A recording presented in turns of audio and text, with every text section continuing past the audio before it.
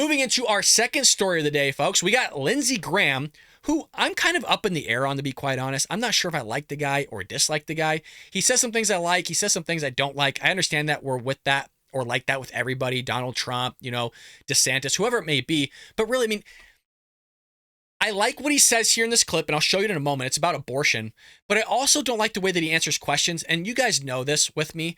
I hate when somebody asks a question and you don't answer it clearly. And for some reason, he's not willing to answer it very clearly, although he does give an answer that I do agree with. It's just frustrating. And this is all circled around the abortion argument with the Supreme Court, abortion in general, Roe v. Wade. It's a good clip. It's not very long, but I want to go ahead and play it for all of you. Let's go ahead and roll it. Let's turn to the fight over abortion rights, Senator. You've been a leader on this issue. Just before the midterm elections, you proposed legislation to ban abortion nationwide after 15 weeks, with some exceptions. On Friday, the Supreme Court ruled that mifepristone will continue to be accessible to Americans. Did the court get that right? Yeah, I think what the court's going to do is send it back for a little more evaluation. But the issue was the drug lawfully approved? Did the FDA follow its own procedures? Chemical abortion safe? So those issues will be decided by the court. The idea of mailing the drug, sending the drug through the mail, runs into a statute called the Comstock Act. The Supreme Court will sort all this out here in the coming months, and I'll live with whatever decision they make.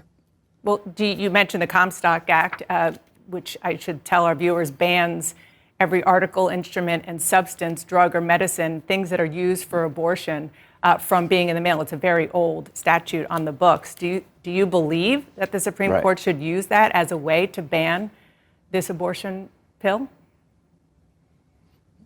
Well, I think it's a law on the books, and it was placed there for a reason. But sending the abortion drug through the mail is a big change in how it is provided.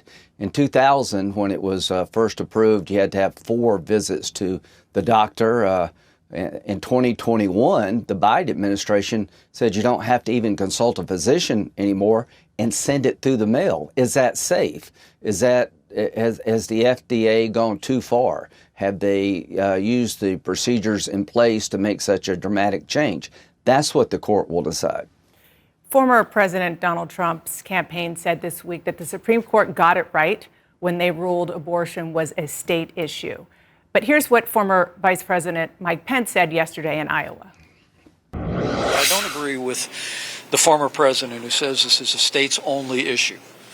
I mean, we've been given a new beginning for life in this country. I think we have an opportunity to advance the sanctity of life, move it ever closer to the center of American law. Senator, I've heard... I actually agree with Mike Pence here. Should it go to the states? Yes. In the sense of how the Federalist Papers and the government works itself out, sure, yeah, it should go to the states. I mean, it's not a federal issue, it's a state issue, and the state should be taking, I guess, responsibility, if we want to use that word. It's not a correct word to use, but they should be allowed to withhold that power, and that power can be moderated or changed by the representatives that are elected by the citizens of that state.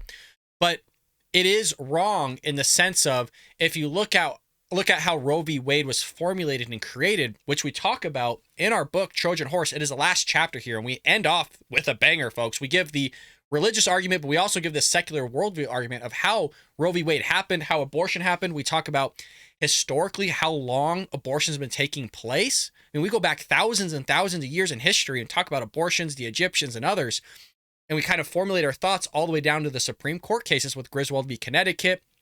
We take you through Roe v. Wade. We take you through the different components of Roe v. Wade. We take you through the emanations and the penumbras of the Bill of Rights and how they found these rights just kind of out of whole cloth. We go really great in detail. I think it builds a good foundation for you to understand the whole argument about abortion. But that's why I agree with Pence here that since these rights were created a whole cloth, I mean, you're not going to find abortion anywhere in the Constitution. I understand that there's certain rights that we've received, like the right to bear arms, but further in depth, the right to have an AR-15, because that's the right to bear arms. They kind of take these different amendments, which we cover in the book, and they kind of extrapolate those to create these new rights. And even the clerks of the time that pushed for Roe v. Wade said that it was bad law. and that even the Supreme Court justice at the time, some of them actually agreed that it was bad law. It was bad law practice. So I agree with Pence here that we shouldn't have a right to where you can kill an innocent person. That's insane to me. And that's kind of where the argument goes of you have the Democrats and the progressive left in unison. And by the way, some conservative Republicans too, that don't think it's a life inside the womb. That's really where you draw the line. That's why I was pro-choice the vast majority of my life, all the way through my mid to late 20s. I'm only 34, so I've probably been pro-life for probably the last 6 to 8 years, but I wasn't always. And really the part that got me to switch was coming to the terms that is a human life. That is a person inside the womb. It's not a cluster of cells. It's not just some parasite that the progressive left called. This is a human being, and you got to come to grips with that. And if you don't come to grips with it, then there won't ever be any change. But it is crazy. You have people on here that are for abortion up to and after the point of birth, by the way. I understand they're talking about 15 weeks here, but the Democrat Party is for to the point of birth, like a full-fledged human being being chopped up inside the womb, and sometimes in cases outside the womb too. It's insane. It's insane. It really is, folks. Let me continue here. You say both on this issue, that it is a state issue, but now you do support a federal ban. So who's right here? Right. Well, I've been supporting a limit on late-term abortions since 2015. I had a bill to limit abortions at 20 weeks with exceptions for rape, incest, life of the mother. 70% of Americans support limiting abortion when the unborn child can feel pain. 50 of 53 European nations limit abortion at 15 weeks or less. But my question is it a federal issue or state? Yeah, it's a human rights issue.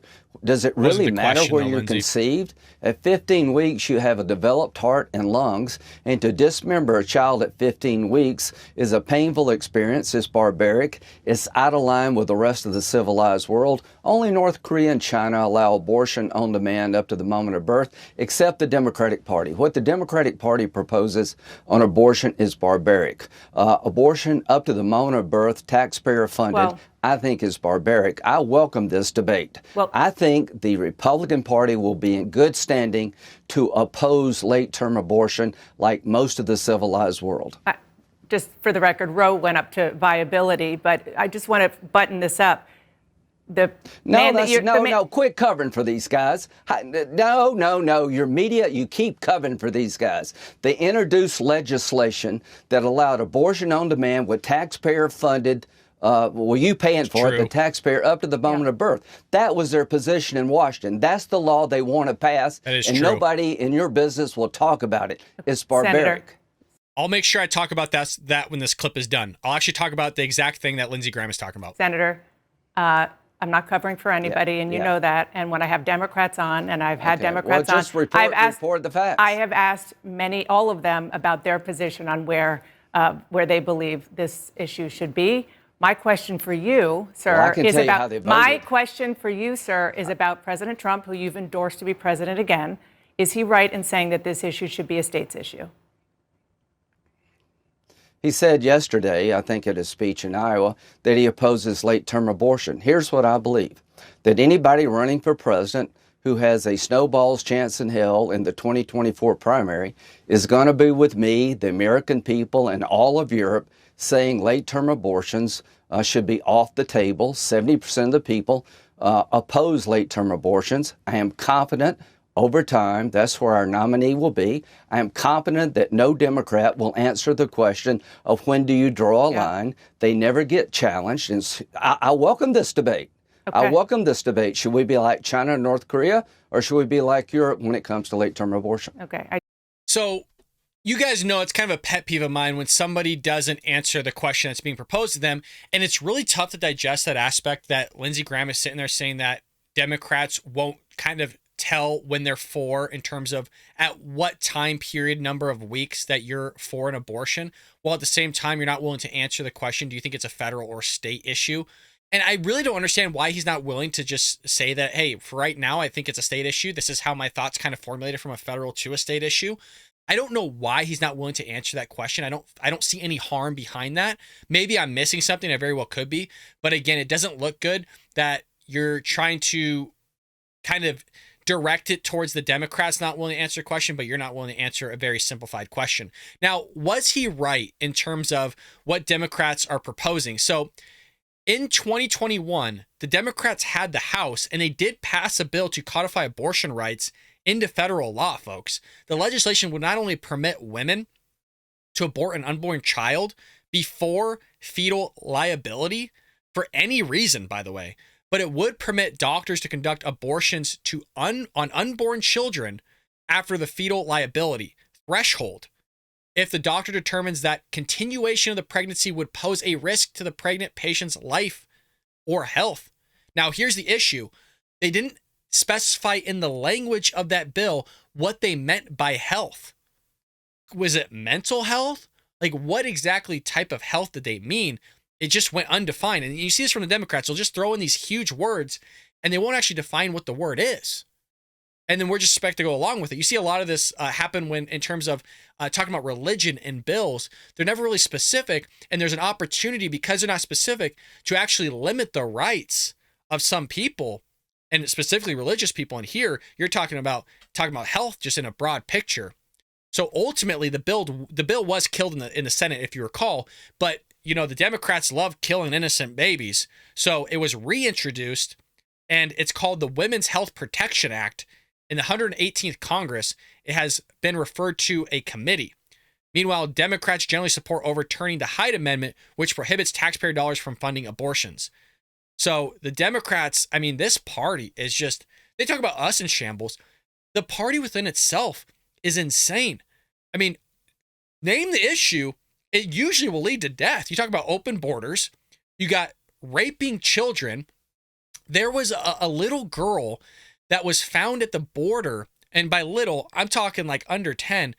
I think it was under 10, and she had 62 different types of DNA in her. I'm sure you can guess where I'm going with this. 62. And Democrats are all for this. What's the big deal? Let people come in. You got people freaking dying everywhere. I think it's a leading cause of death from age 18 to 45 or something like that for fentanyl. But they want this stuff to happen. So, I mean, if you look at the things they propose, I mean, they are totally just for death. Left and right. Open sex trafficking leads to death. Just trafficking in general leads to death. You have drug trafficking leads to death. Violent gang members lead to death. I mean, they're shooting themselves in freaking crazy numbers in the streets, but they want to restrict your Second Amendment rights to protect yourself against the very people who are shooting themselves in the streets. You have massive crime, which leads to death. You got them wanting to push abortion, leads to death. I mean, you name it, it all leads to death, but that's what they want. But they'll continue to vote for it, folks, and then they'll pretend like, no, I care about this, I care about that. Oh, no, it's life. Oh, I care. Come on, give me a break. I hope you enjoyed that clip from the Bald Brad Show. If you did, make sure to hit that subscribe button so you can stay up to date on all our future content.